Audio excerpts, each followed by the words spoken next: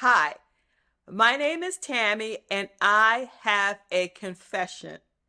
I've purchased so much fabric, particularly a lot of Moda grunge fabric.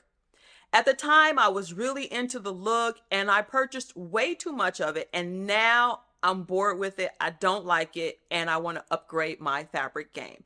So currently I'm into solids. So I have purchased some Bella solids and Kona cotton solids. And in this video, I am going to show you how I prepare those fabrics for quilting. Stay tuned. Okay, my quilting friend, I have another confession. I like quilting with crunchy fabric, I like to call it. So in order to achieve the hand that I like or that I prefer when I'm quilting, I use this product. It's called LinIt starch.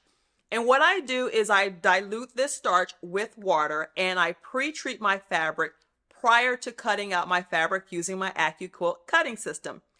In this video, I'm going to show you that process and then let me know in the comments what you think about it. Stay tuned. Ooh, ah. I lost my mind last week and went on fatquartershop.com and I've purchased multiple half yard cuts of a combination of Bella solids and Kona solids.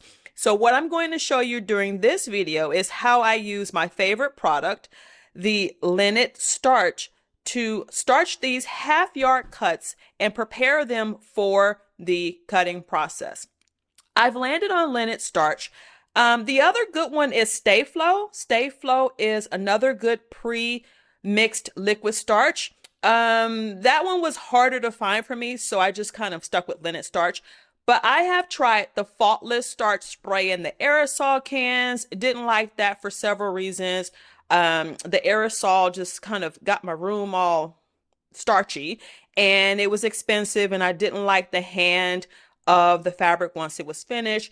I've tried the powder starch that you reconstitute with water, and that was a hot mess or a liquid mess or a chunky mess because it left like these little, no matter how well I mixed it, it left like these little chunks on my fabric. So the LinIt starch is my go-to starch. So in the next segment of this video, I'm going to show you how I do that process. Stay tuned. In this bowl, I have 4 cups of LinIt starch and 2 cups of regular faucet water. My pro tip with using the LinIt starch product is you'll have to play around with the dilution.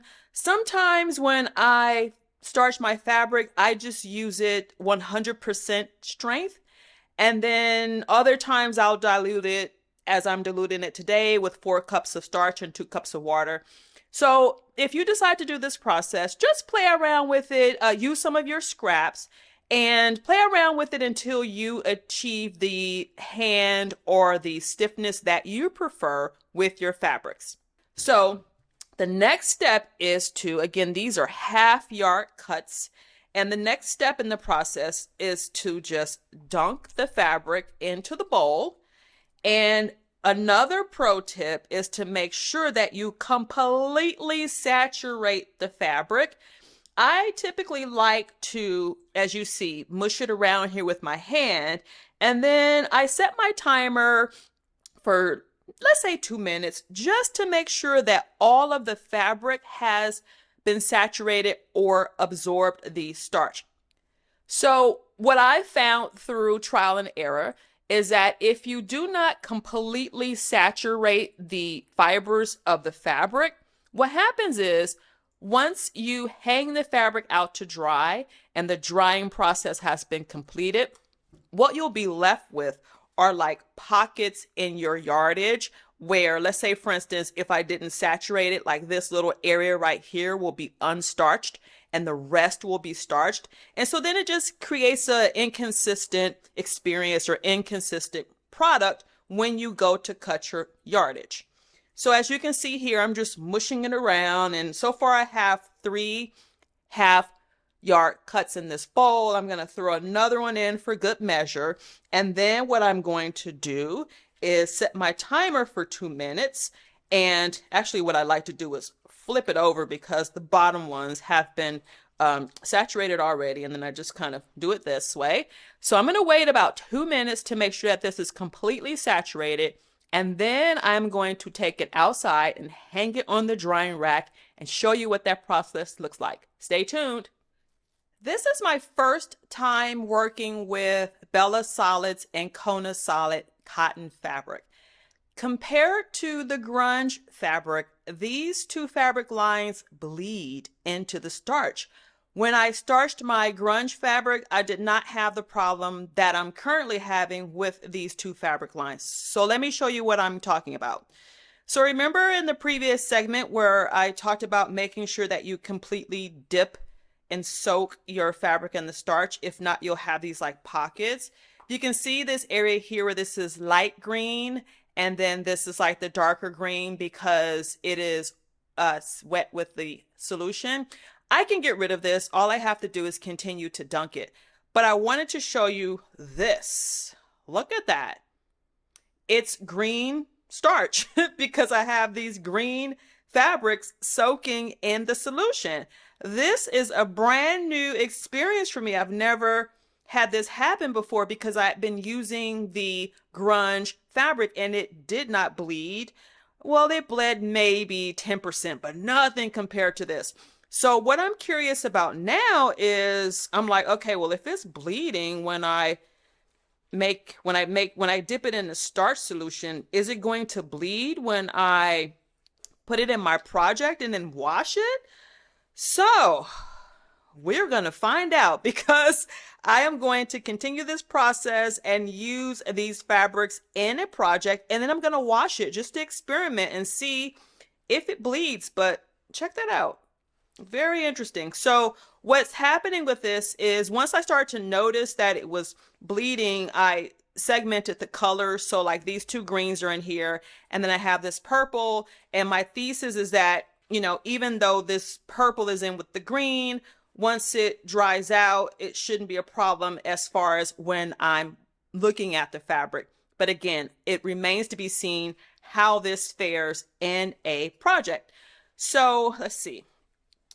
The area is still right here. You can see there's some light and the dark, and that's because I'm getting low on the solution. So all I do is take that light part that is unsaturated and I just scoop it in the bottom and swish it around, and ta-da, it's gone. So I'm just gonna let this soak a little longer to make sure the fibers absorb all of the starch. And then let's see, I don't really see any more here.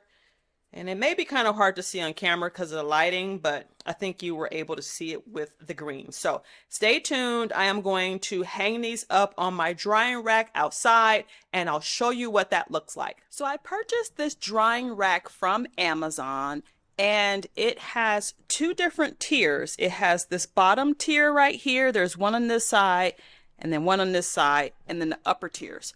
So this is what the fabric looks like. These again are the half-yard cuts, and I went ahead and starched the darker colors first because, as I mentioned in the previous segment, the colors were bleeding into the solution. So what will happen next is this will finish drying, and then I will do the remaining colors, and then the fabrics will be all prepped for me to place in the project, and I will use my AccuQuilt cutting system to cut the fabric out. Let's see. These are still a little damp, but let me just pull this one off just for demonstration purposes. So you can kind of see, yes, it's wrinkled. I know. I will press it out before I cut the fabric for my project. So let me know what you think down in the comments. Do you starch your fabrics? If so, what products do you use? What process do you use? And if you have any experience with Kona cotton or Bella solids, using them in your project and having the colors bleed when you wash your project, let me know down in the comments. Again, these two lines are new to me, and I'm a little nervous about putting them in my project because I'm just afraid that it is going to bleed. So let me know what you think. Until the next video, keep quilting. Bye.